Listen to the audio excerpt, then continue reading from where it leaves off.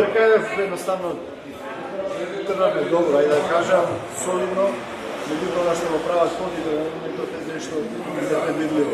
Ima strašan start, така da očekuje дека ќе видат брзи, но не до толку наредно првата трка.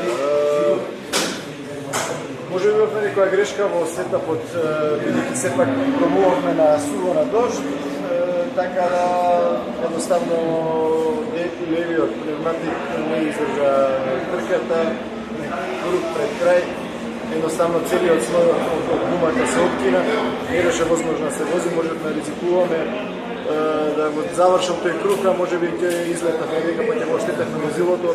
Сепак одлуката беше моја да влезам во боксот заедно со мојот инженер Мирослав, пошто искочи дека направивме добра одлука, бидејќи втората трка се тргнав на првата позиција.